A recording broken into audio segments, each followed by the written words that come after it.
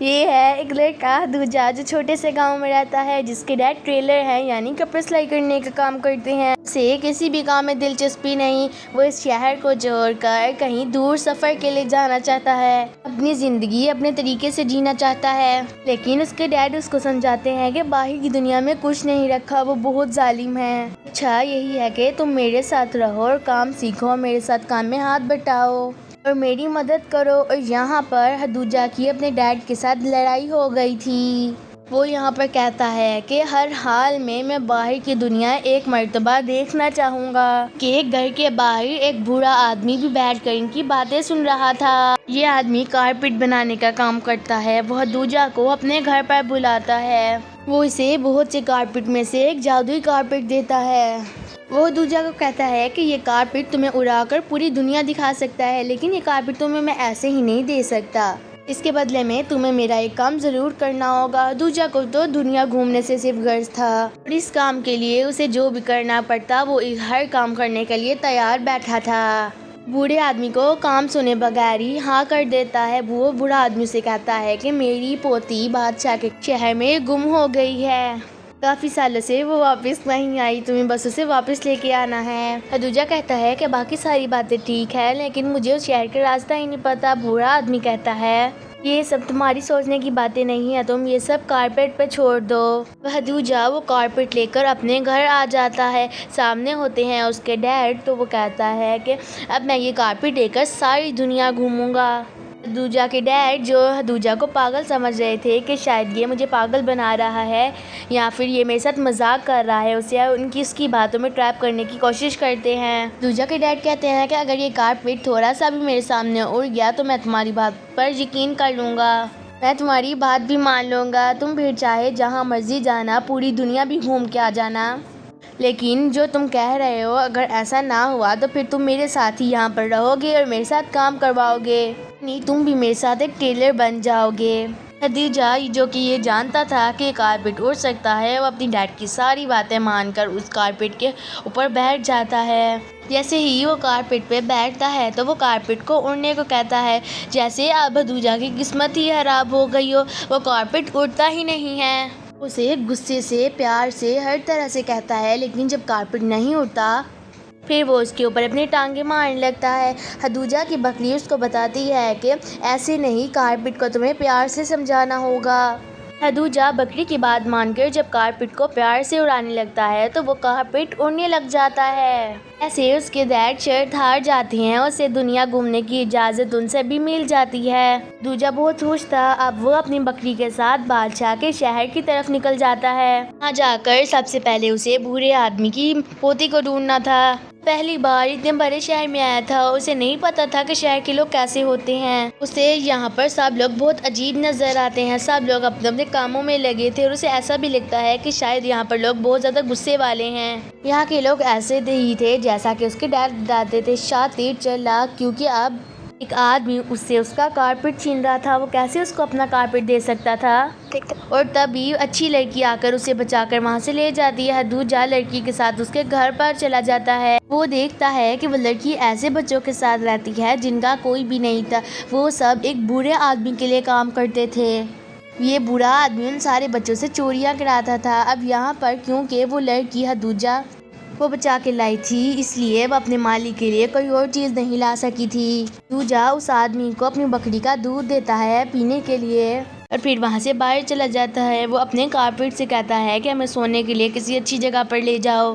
Carpet تو اڑا کر اسے اچھی جگہ پر لے جاتا ہے، لیکن یہ سب اس بڑے آدمی نے دیکھ لیا تھا، کیونکہ بڑے آدمی نے اس کارپیٹ کو اڑتے ہوئے دیکھ لیا تھا، اس وجہ سے اس کے ارادے اب کچھ اچھے نہیں لگ رہے تھے۔ اب دوجا جب صبح اٹھتا ہے تو دیکھتا ہے کہ اس کے پاس تو اس کا کارپیٹ ہی نہیں ہے۔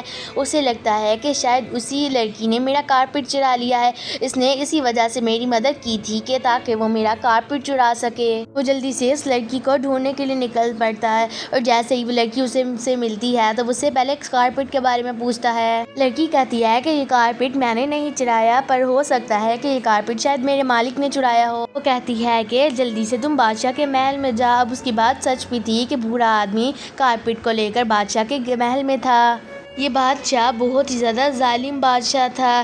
اس محل میں لگے ہوئے سونا جو تھا یہ سب لوگوں کا تھا۔ اس کو بس ایک ہی تو کام آتا تھا کہ کیسے لوگوں سے پیسہ کھینچ کر اپنے لیے استعمال کرنا ہے۔ اسی وجہ سے وہ کھا کھا کر موٹا ہو چکا تھا، اتنا موٹا کہ اب وہ اپنے پیروں پر بھی نہیں چل سکتا تھا۔ اس کی خواہش تھی کہ اس کے پاس ایسا کارپٹ ہو جو اسے اڑا کر لے کے جا سکے، جو اس کا وزن اٹھا سکے اور اس کو اڑا کر پوری دنیا گھما سکے۔ بادشاہ نے یہ شرط لگی تھی کہ اگر کوئی ایسا کارپٹ لے آئے گا تو میں اسے اپنا سب سے اچھا آدمی بنا لوں گا۔ اب وہ بوڑھا آدمی بادشاہ کے سامنے کارپٹ تو لے آتا ہے لیکن وہ کارپٹ اس کے سامنے کام ہی نہیں کرتا، اس کو بوڑھے آدمی کو وہ کارپٹ اڑانا ہی نہیں آتا۔ ہدوجا اس لڑکی سے مدد مانگتا ہے اپنا کارپٹ ڈھونڈنے کے لیے، تو وہ لڑکی اسے ایک اور عورت کے پاس لے جاتی ہے کیونکہ وہ جانتی تھی کہ یہی وہ عورت ہے جو انہیں محل کے اندر لے جا سکتی ہے۔ عورت کافی سوچنے کے بعد کہتی ہے کہ میں تم لوگوں کو ایک فروٹ باسکٹ کے اندر چھپا کر محل کے اندر تک لے جاؤں گی، تو وہ دونوں مان جاتے ہیں۔ وہ عورت ان دونوں کو فروٹس کی باسکٹ میں محل کے اندر تک پہنچا دیتی ہے۔ اب عورت کا کام تو ہو چکا تھا، اب آگے جو کرنا تھا ان دونوں کو ہی کرنا تھا۔ اب جیسا کہ ہم نے پہلے دیکھا تھا کہ اس کارپٹ نے بادشاہ کو الٹا دیا تھا، یعنی کہ وہ بادشاہ کو لے کر نہیں اڑا تھا، تو بادشاہ کو اس بات پر بہت غصہ آتا ہے، تو یہ غصہ اس نے اس آدمی پر ہی نکالا تھا۔ وہ آدمی بادشاہ کیسے کہتا ہے کہ مجھے معاف کر دیں حضور، میں بھی اس کارپٹ کی عقل ٹھکانے کر کے آتا ہوں۔ وہ آدمی کارپٹ کو ایک کمرے میں لے جا کر باندھ کر مارنے لگتا ہے۔ اسے لگ رہا تھا کہ شاید اس کارپٹ کو مارنے سے یہ اس کی بات ماننے لگ جائے، پر تبھی وہاں پر ہدوجا اور وہ لڑکی بھی آ گئے تھے۔ وہ لوگ اس آدمی سے چھپ کر اس کارپٹ کو وہاں سے نکال لیتے ہیں۔ وہ لوگ جیسے ہی کارپٹ لے کر باہر بھاگنے لگتے ہیں، لیکن وہ لڑکی جسے محل کے قانون اور راستے پتہ ہے وہ تو کہیں پر چھپ جاتی ہے، لیکن ہدوجا پکڑا جاتا، اسے بادشاہ کے محل میں لایا جاتا تو بادشاہ سے سزا کے طور پر اپنے مگرمچھ کو کھلانے کا کہتے، یعنی اب وہ مگرمچھ ہدوجا کو کھا جائیں گے۔ تبھی وہاں پر وہ بوڑھا آدمی آ جاتا ہے، کہتا ہے کہ نہیں نہیں حضور، آپ ایسا نہیں کریں گے، اگر یہ بچہ مر گیا تو اس کارپٹ کو کون اڑائے گا؟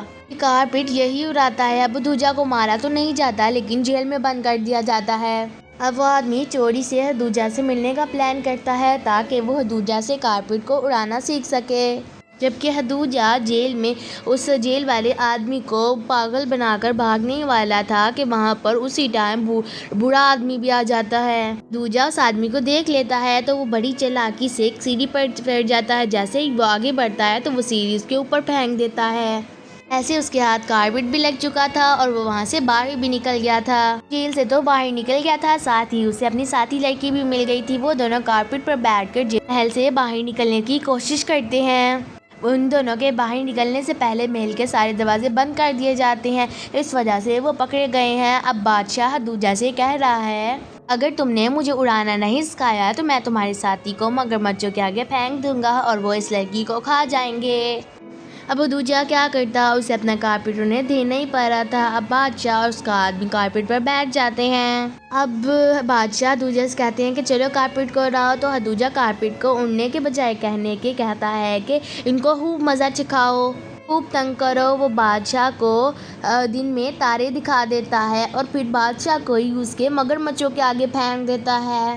اب بوڑھا آدمی یعنی ہاس آدمی مگرمچھ کے پیٹ میں تھا، جیسے ہی مگرمچھ بادشاہ کو کھانے لگتے ہیں تو وہ بوڑھا آدمی بھی مگرمچھ کے پیٹ سے باہر نکل کر گر جاتا ہے اور بادشاہ بھی اب وہاں سے بھاگ جاتا ہے، لیکن اب وہ دونوں مگرمچھ بھی اس کے پیچھے پیچھے تھے۔ اب بادشاہ کو ان سے بچنے کے لیے اپنا محل چھوڑنا پڑا تھا۔ یہ دیکھ کر بادشاہ کے گارڈ ہدوجا کو پکڑنے لگتے ہیں، تو ہدوجا کہتا ہے کہ نہیں نہیں ایسا مت کرو، دیکھو اب تم سب آزاد ہو، اب تمہارے بادشاہ بھی اس محل میں نہیں ہے، تم لوگ یہاں پر جو مرضی کر سکتے ہو۔ اب وہ گارڈ ہوش چھوڑ کر ان دونوں کو بھیج دیتے ہیں۔ ہدوجا اپنی اس پارٹنر سے بات کرتا ہے اس لڑکی کے بارے میں جس کا وہ وعدہ کر کے آیا تھا اس آدمی سے جس نے اسے کارپٹ دیا تھا کہ وہ اس کی پوتی کو ڈھونڈ کر لائے گا۔ یہ بات سنتے ہی وہ لڑکی کہتی ہے تم جسے ڈھونڈ رہے ہو وہ کوئی اور نہیں بلکہ میں ہی ہوں۔ ایسے وہ لڑکی ہدوجا اور اس بکری کے ساتھ کارپٹ پر بیٹھ کر اپنے شہر یعنی اپنے دادا کے پاس چلی جاتی ہے۔ اب اس کے دادا بہت خوش ہو جاتے ہیں۔ اب رات کو حدوجہ کی فیملی، وہ بوڑھے آدمی اور وہ لڑکی سب اکٹھے بیٹھ کر کھانا کھاتے ہیں اور مل کر سیلیبریٹ کرتے ہیں۔ ان سب کو ہنستا ہوا خوش دکھاتے ہوئے یہ چھوٹی سی مووی یہاں پر ختم ہو جاتی ہے۔ Thank you for watching.